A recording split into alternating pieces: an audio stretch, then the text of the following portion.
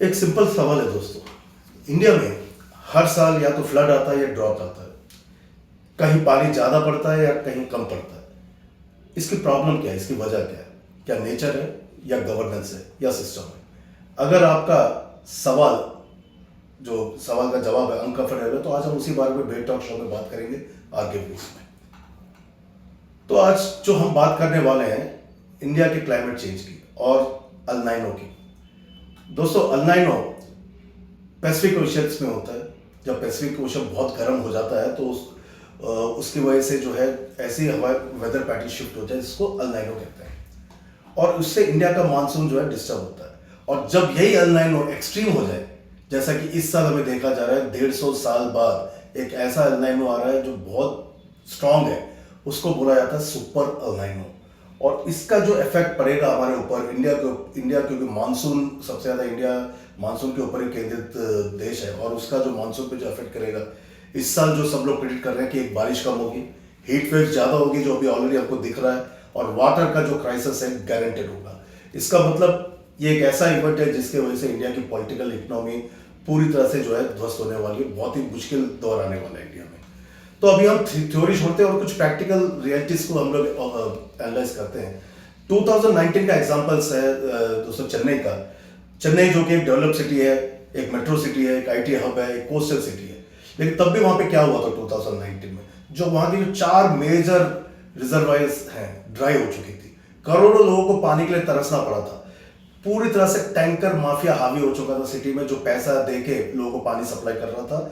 और कई जगह तो ऐसा हो गया था कि एक एक आदमी को दिन में सिर्फ 30 लीटर पानी मिलता था, जिसमें उसको पानी पीना है, नहाना है, सब उसी में करना पड़ता। बहुत ही मुश्किल दौर से गुजरा था वहां पे चेन्नई। तो सवाल यह है कि अगर बारिश कम हुई थी चेन्नई में, तो स्टोरेज क्यों नहीं था? अगर चेन्नई एक फ्लड प्रोन सिटी है, तो रेन वाटर हार्वेस्टिंग का प्रोग्राम वहां पे क्यों नहीं चलाया गया? अगर वार्निंग पहले से थी तो उसके ऊपर एक्शन क्यों नहीं हुआ? आंसर बहुत ही अनकंफर्टेबल है, क्योंकि सिस्टम सोता रहता है, और यही हमारे यहाँ इंडिया में प्रॉब्लम है। एक सिटी जहाँ फ्लड भी आता है और वहीं पे अगर लोग पानी के लिए लाइनों में खड़े रहे, तो ये नेचर का फेलियर नहीं है, ये गवर्नेंस का कोलैप्स बनेगा इसको। इसी तरह अगर हम दिल्ली देखें, दिल्ली का भी एग्जांपल 2019 का या अभी तक हम देखें, तो दिल्ली में हर साल टेम्परेचर 48, 49, 50 डिग्री सेल्सियस जा रहा है। कुछ एरियाज में 50 के ऊपर कंसिस्टेंस रह रहा है। तो हम ये सीधा सवाल पूछते हैं कि भैया अर्बन प्लानिंग है कहाँ? ग्रीन कवर को क्या हो गया है? कहाँ चले गए ग्रीन कवर? कूलिंग इंफ्रास्ट्रक्चर कहाँ है? जब टेक्नोलॉजी इतनी बढ़ गई है, तो कहीं पे भी ऐसा इंफ्रास्ट्रक्चर क्यों नहीं आ रहा जैसे कि कूलिंग हो? सिर्फ एसी के ऊपर डिपेंड हो चुके हैं, और सिर्फ एडवाइजरी हो रही है कि घर पे रहो, घर से बाहर निकलो। मतलब गवर्नमेंट ये कह रही है कि घर पे रहो। ये जो है मिडिल क्लास या हायर क्लास को चल जाएगा, लेकिन जो मजदूर है, जो डिलीवरी बॉय है, जो कंस्ट्रक्शन वर्कर है, जिसकी रोजी रोटी दिन भर काम करने से चलती है, उनके पॉलिसीज कहाँ है? Almost nothing. तो एक इंपॉर्टेंट बात है कि ये एक किसी पार्टी का इशू नहीं है, सेंटर हो या स्टेट हो, कहीं पे भी कोई भी पार्टी हो, सब के कहीं ना कहीं फेलियर हुआ है। क्योंकि प्रॉब्लम क्या है? शॉर्ट टर्म पॉलिटिक्स, एनवायरनमेंट को और क्लाइमेट चेंज को, इनके नाम पे हमारे इंडियन पॉलिटिक्स में वोट नहीं पड़ते दोस्तों। वोट पड़ता है सिर्फ कास्ट, रिलीजन और दूसरी चीज़ों पे, जो सेंटिमेंट को अफेक्ट करते हैं। क्लाइमेट चेंज हमें सेंटिमेंट को अफेक्ट नहीं करता है, क्योंकि ये एक लॉन्ग टर्म प्रोसेस है। तो लोग कहते हैं कि भाई क्या होगा, देखा जाएगा। आज इस साल हम लोग सह लेंगे, बारिश सह लेंगे, फ्लड सह लेंगे, धूप सह लेंगे। इलेक्शन तो सिर्फ 5 साल के लिए लड़ा जाता है, लेकिन क्लाइमेट चेंज जो है, इसका इम्पैक्ट 50 साल तक रहेगा। इतनी दूरदृष्टि ना वोटर्स में है, ना पॉलिटिकल लीडर्स में है। तो इसलिए ये कभी भी इशू बना नहीं। हम वोट सिर्फ उस बेस पे देते हैं कि जहां पे हमको सिर्फ सेंटिमेंट रेफरेंस, साइंस के बेस पे या रैशनल बेसिस पे हम लोग वोट नहीं करते हैं, तो हमको इस बारे में बात नहीं करनी चाहिए। अब सिस्टम का जो फेलियर होता है, देखिए कैसा होता है। लेक्स जो होती है सिटी की, उनको हमने रियल एस्टेट्स को दे दिया है। जो पेड़ होते थे रोडों पे, उसको हमने हाईवेज को दे दिया है। और ग्राउंड वाटर तो इतना यूज किया है कि अब नीचे कुछ बचा ही नहीं है। और फिर हम बोलते हैं कि पानी कहाँ गया? उसका ओवर यूज हो चुका है। तो भैया हमने खुद ही अपने इकोसिस्टम को इतना बिगाड़ दिया है कि अब उसे और कंप्लेंट करने का भी हमको कोई हक नहीं है। अब कुछ जवाब है जो हमें चाहिए। क्या सिटीज, हमारी इंडियन सिटीज, कोई भी मेट्रो, दिल्ली हो, हैदराबाद हो, चेन्नई हो, क्या क्लाइमेट चेंज के लिए रेडी है? मैं कहता हूँ पूरी तरह से नहीं, बिल्कुल रेडी नहीं है। कोई भी सिटी रेडी नहीं है। क्या वाटर सिस्टम यहाँ पे सस्टेनेबल है हमारे किसी भी शहर में? नहीं है। वाटर सिस्टम का कोई सिस्टम ही नहीं है यहाँ पे। रेन वास्ते है नहीं, पानी बारिश के भरोसे हम लोग बैठे हुए हैं। किसी की अकाउंटेबिलिटी फिक्स है, किसी की भी नहीं है। आज इंडिया में एक सर्वे के मुताबिक हर साल सिर्फ दिल्ली और नॉर्थ इंडिया में हीट वेव से 1.5 से 2 लाख लोग मर रहे हैं, लेकिन उसका कहीं पे भी रिकॉर्ड नहीं है, कोई उसके अकाउंटेबिलिटी लेकर रेडी नहीं है, कोई भी रेडी नहीं है। तो ये कहाँ होगा, इसकी डिबेट चलती रहेगी। तो अगर ऐसे ही चलता रहा तो फ्यूचर जो है इंडियन सिटीज का, जो मेट्रो सिटीज हम लोग बोल रहे हैं, स्मार्ट सिटीज बोल रहे हैं, उनका बहुत ही बुरा हाल होने वाला है। सबकी हालत चेन्नई जैसी डे जीरो जैसी हो जाएगी, जहाँ पे पानी नहीं होगा। दिल्ली जैसी हीट वेव जहाँ पे 50 डिग्री सेल्सियस का टेम्परेचर, वो एक नॉर्मल हो जाएगा। वाटर राइट्स होंगी, ये फ्यूचर है, वाटर राइट्स होंगी।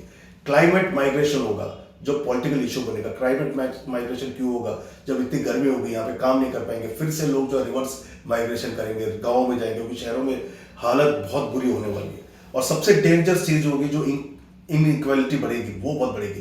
रिच मेंबर, जो अमीर लोग हैं, जो अपर मिडिल क्लास है, वो तो एडजस्ट कर लेगा, उनके पास एसी है, अच्छा रहने के लिए। जो गरीब आदमी है, जो बस्तियों में रहता है, जो झुग्गी झोपड़े में रहता है, वो कैसे रहेगा? वो इतना सफर करेगा, वो गर्मी सह नहीं पाएगा, बहुत ही उनके लिए काम करना मुश्किल होगा। तो ये इनइक्वालिटी बहुत बढ़ेगी।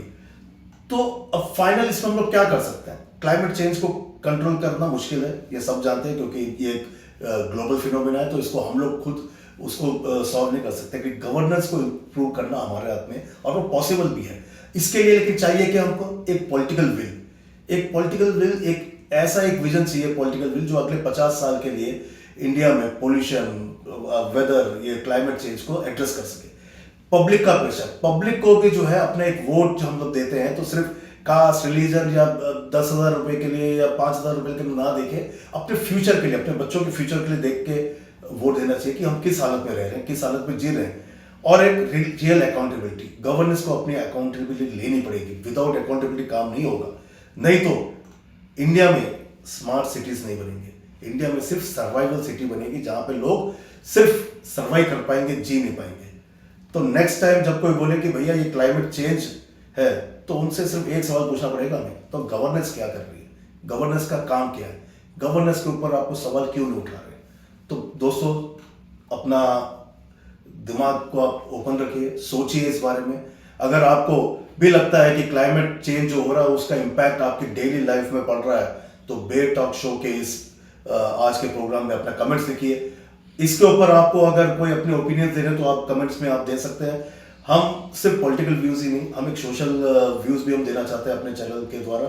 तो आगे भी इस तरह के इश्यूज जो आपको इम्पैक्ट करते हैं सोशली, और आपके खास लोगों को, उस बारे में हम लोग बात करते रहेंगे। तो देखते रहिए बेयर टॉक शो। मैं हूँ आर के व्यूज। आज के लिए साइन ऑफ।